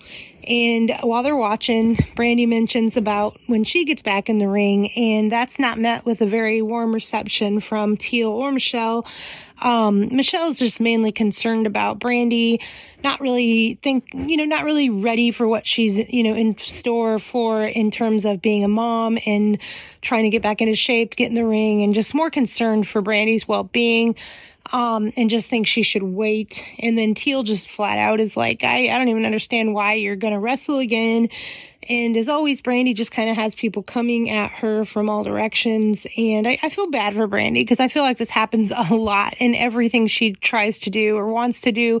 She has people, and not just like fans on Twitter, but like people in her family coming at her, Cody's family, but that is her family, but just with an opinion on why she shouldn't do it and discouraging her rather than just being supportive. But there is a really great moment where Teal gives a gift to Brandy for the baby, and it's a bracelet. It's a bracelet that Dusty had given Teal when Teal was a baby. So it's a really, really special and meaningful gift. And as Teal puts it, an olive branch of sorts, because we know that the relationship between Brandy and Teal hasn't always been the best. So I think it's a pretty nice, to me, gift and really special and meaningful is that Liberty has something of her grandfather. So I think that's really special.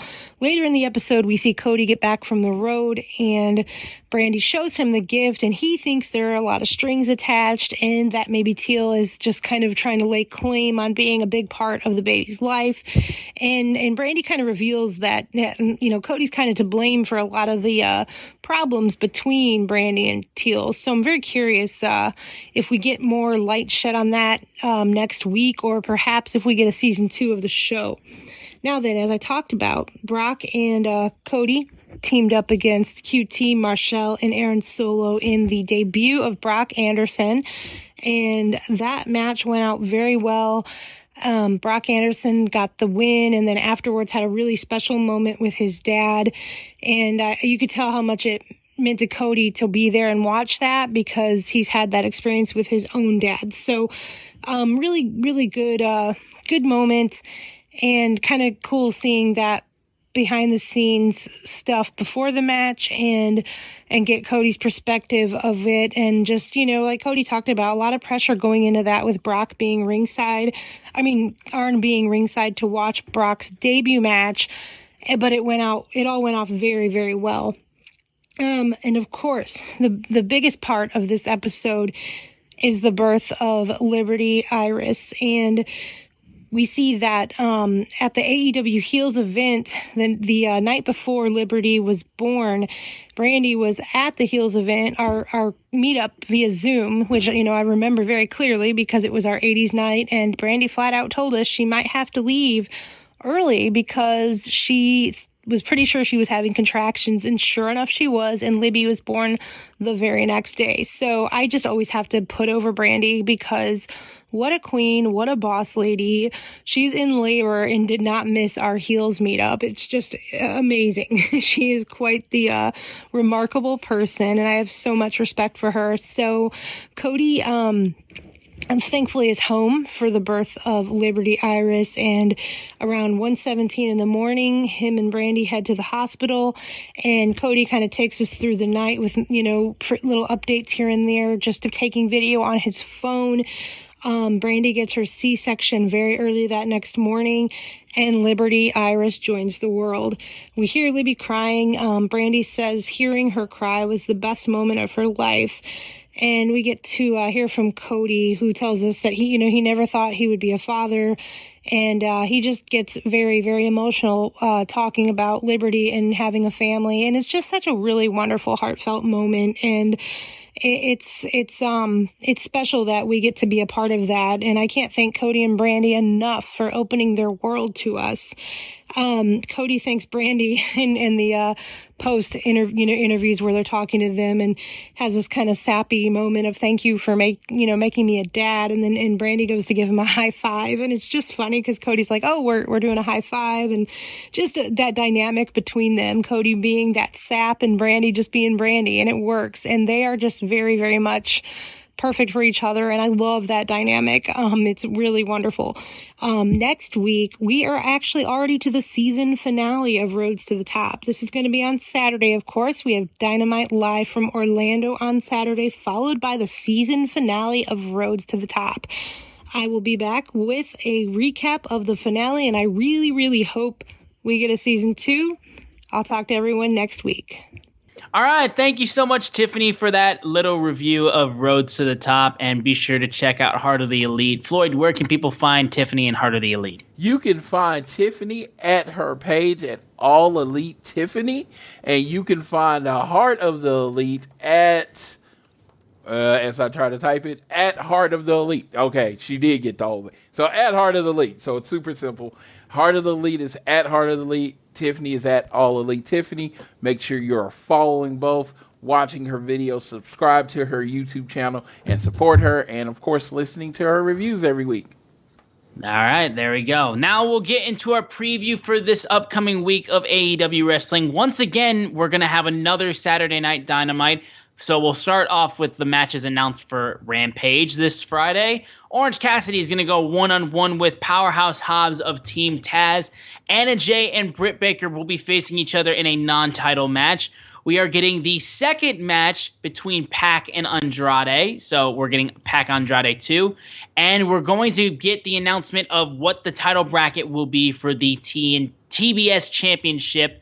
And that is AEW Rampage. When we get into AEW Dynamite on Saturday, we're going to have one of the two tournament matches for the number one contendership for the AEW World Championship. Lance Archer versus Eddie Kingston and Dustin Rhodes versus Bryan Danielson. So we'll get those first round matches for the tournament. And then already we're getting Malachi Black, Cody Rhodes, their third match. So that's what we have announced for this week in AEW Wrestling. Yes, like I said, think Malachi Black and Cody's a little too early, but we're going to see. Let it play out. Big on letting it play out. Archer versus Kingston is going to be a fight. Danielson versus Dustin Rhodes is just going to be an amazing professional wrestling match. Don't go in there looking for anything other than that. That's what it's going to be. Pac versus Andrade 2. It was taped last Saturday, and I've heard it's in the best match in the history of Rampage, but might be the best match on their televised history. So we're going to see. Okay. Britt Baker versus Anna Jay, and then OC versus Powerhouse Hobbs in the first round of the tournament match. And that's cool that it was taped because I was really worried that we might be losing them off the cruise. Yeah. Yeah. So. But yeah, there's just a lot to look forward to with this week in AEW, and I'm just excited. First off, I'm excited to know who's in the TBS tournament for the championship. I'm excited to know who made the cut. And they're just the bracket matches that we're getting for the AEW World Title tournament for the number one contendership. The first round matches that we're already getting are insane, so I'm already all for that. So I'm excited to see how this stuff turns out, and I'm also get excited what path they exactly go for with Malachi Black Cody 3, because with it happening so quickly already, I'm wondering what they're gonna pull. So we'll see what that is. But in terms of other news around the AEW and around AEW, this isn't related to AEW, but this is related to the Konza, I want to say, and then Floyd if he has any other headlines he wants to talk about. But congrats to the Cons. The Jacksonville Jaguars finally won a game. And they won in London, and they got a win, and it's their first win in 20 straight games. And Trevor Lawrence got his first NFL victory as a starter. So it has nothing to do with AEW, but it has to do with the Khan family. So, hey, your team finally did something. Congratulations. Bang, bang. And guess who bet on the Jacksonville Jaguars? That would be you. Yes, let me tell you why I bet on the Jacksonville Jaguars. I knew they were eventually going to win, so I was going to bet on them every week until they won. Yes, and listen, Miami, man,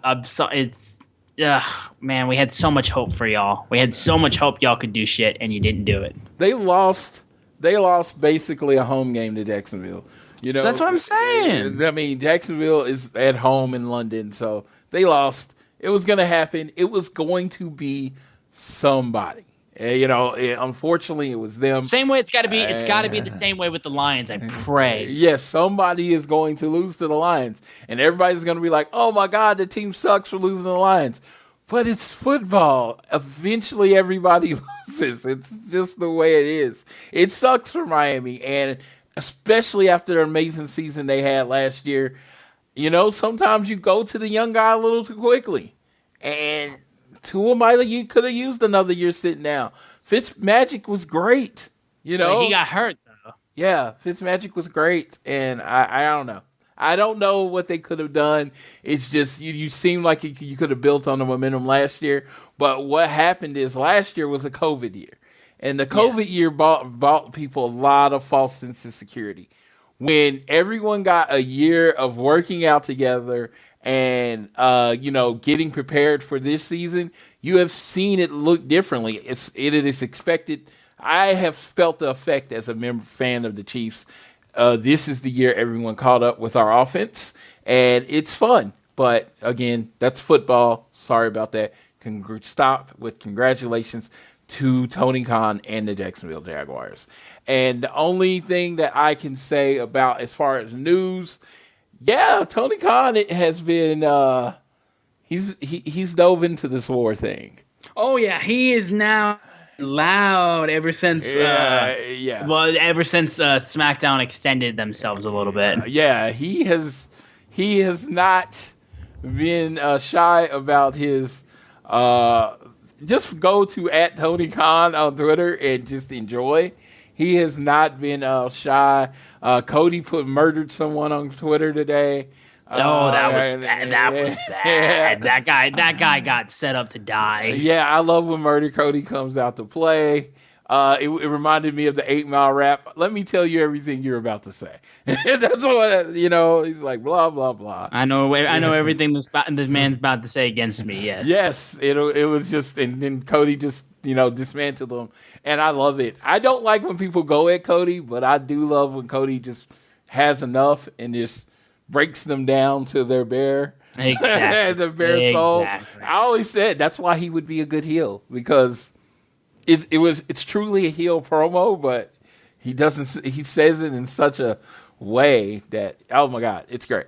But but as far as news, there wasn't a lot of news. The Series 7's AEW figures came out. Duluth, Georgia, I told you about. Everybody say happy birthday to Tiffany on December 1st. And the Jericho Cruises this weekend. I will have tons of pictures, videos, and reports from the show. But there was not a lot of quote-unquote news from AEW this week. Yep, there you go. But that, I think, will wrap us up on this episode of All Things Elite. Once again, guys, thank you guys so much for tuning in every single episode. And continue to download the show on Google or Apple Podcasts. We really appreciate it. And if you listen to us on Spotify or any other podcasting platforms, give us a share with your friends, family, coworkers, whoever you wish. Leave a rating or review, leave a donation through Red Circle, and follow us on Twitter at ATElitePod, at Social Suplex. Those guys make this show possible, so be sure to follow them and check out all their other shows on their network. I am at Austin Sumowicz, SZUMOWICZ.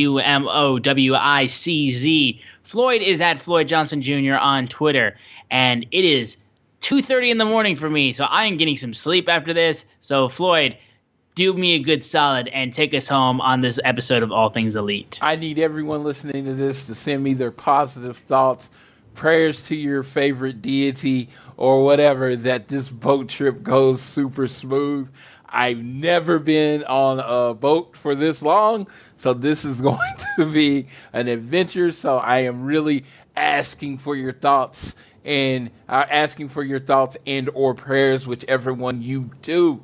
I would like to thank everyone that has listened to 1 minute, 1 second, 1 hour of the show. Please share it with your friends. This is very much a passion project for me. We don't have any Patreons or anything like that. We just do it because we love the AEW. And lastly, I leave you with the thing I always leave you with. Whether you're at home, work, or school, always do your best to be elite.